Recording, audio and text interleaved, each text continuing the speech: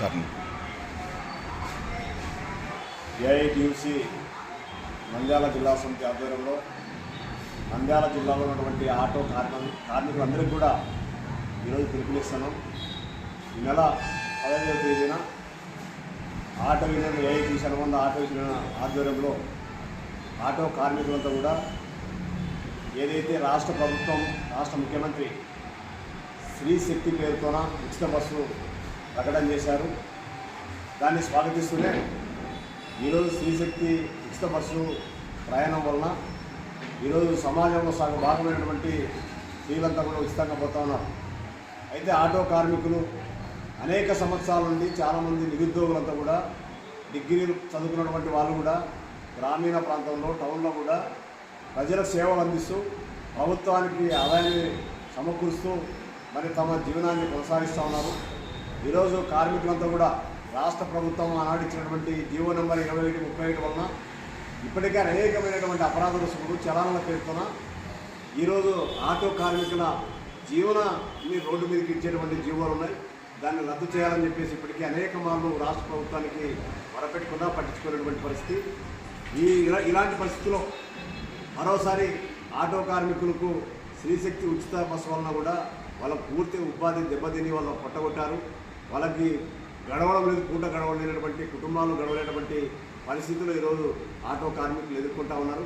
అందుకోసమే ఈ స్త్రీశక్తి ప్రకటించకన్నా ముందు ఆనాడు ముఖ్యమంత్రి చంద్రబాబు నాయుడు ఆటో కార్మికులను అసంఘటిత కార్మికులకు ఆటో కార్మికులకు సంక్షేమ బోర్డు ఏర్పాటు చేస్తామన్నారు. ఆ బోర్డు ఏర్పాటు చేసిన తర్వాత ఇది అమలు చేసితే బాగుంటుందని చెప్పి మేము అనుకున్నాం. అయితే ఏదేమైనా మరి తొందరలోనే ఈ రాష్ట్ర ముఖ్యమంత్రి గారు స్పందించి ఆటో కార్మికులకు సంక్షేమ బోర్డుని ఏర్పాటు చేయాలి. అలాగే పోలీసుల నుంచి, బ్రేక్ ఇన్స్పెక్టర్ నుంచి, ఆర్టీఓల నుంచి అనేక అపరాధ రుసుములు చలానాల పేరుతోన ఈరోజు మరి అపరాధ రుసుములు విధిస్తూ ఉన్నారు. వాటిని వెంటనే రద్దు చేయాలని చెప్పేసి ఏఐటీసీగా డిమాండ్ చేస్తున్నాం. ఈరోజు ఉపాధి కోల్పోయినటువంటి ఆటో కార్మికులకు దాదాపు టీడీపీ ఎన్డీఏ ప్రభుత్వం వచ్చి రాష్ట్రంలో దాదాపు సంవత్సరంన్నర పూర్తి అవుతుంది. మరి ఈరోజుకి దసరాకు 15,000 రూపాయల వాహనం ఇస్తారని చెప్పేసి ఇప్పుడు ప్రకటించారు. మేము అడుగుతా ఉన్నాం, మీ 1.5 సంవత్సరాల కాలంలో ఇప్పుడు ప్రకటించడం కాదు, 15,000 ఒక సంవత్సరానికి ఇస్తే ఏ మూలం కూడా సరిపోవు. మేము వాళ్ళకి అనేకమైనటువంటి రూపాల్లో సంవత్సరానికి వచ్చేసి వాళ్ళకు దాదాపు 3,50,000 రూపాయలు వాళ్ళకు పరిహారాన్ని అందజేయాలని చెప్పేసి ఆదుకోవాలని చెప్పేసి డిమాండ్ చేస్తున్నాం. అలాగే ఆటో కార్మికులకు మరి పరిశ్రమగా గుర్తించి వాళ్ళకు సబ్సిడీ కింద లోన్లు ఇవ్వాలని చెప్పేసి డిమాండ్ చేస్తున్నాం. ఆటో కార్మికులకు అపరాధ రుసుములు ఫైన్లను కూడా రద్దు చేయాలని చెప్పేసి డిమాండ్ చేస్తున్నాం. పెంచినటువంటి రోడ్ ట్యాక్స్ ఇలాగే అలాంటివన్నీ పూర్తిగా రద్దు చేయాలని చెప్పేసి డిమాండ్ చేస్తున్నాం. నూతనంగా ఈరోజు ఎఫ్సీ చేయాలనుకుంటే, పర్మిట్ చెకప్ చేయాలనుకుంటే ప్రైవేట్ ఏజెన్సీలకు అప్పచెప్పారు. దాన్ని ప్రభుత్వమే ఏజెన్సీలు కాకుండా ప్రభుత్వమే ఎఫ్సీ చేసే కార్యక్రమాన్ని చేపట్టాలని చెప్పేసి డిమాండ్ చేస్తున్నాం. పెరిగిన ధరలకు అనుగుణంగా సంక్షేమ బోర్డు ద్వారా కుటుంబాలను ఆదుకోవాలని చెప్పేసి డిమాండ్ చేస్తున్నాం.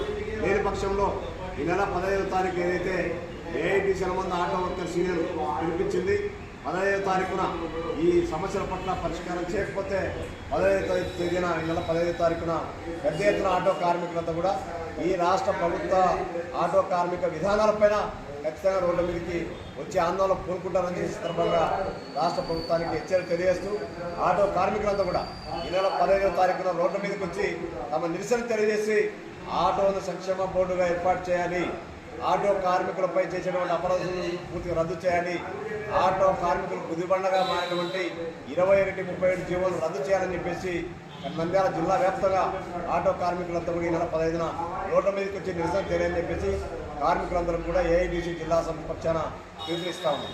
నా పేరు సుంకయ్య, ఏఐటీసీ జిల్లా ప్రధాన కార్యదర్శి, నంద్యాల జిల్లా సమితి.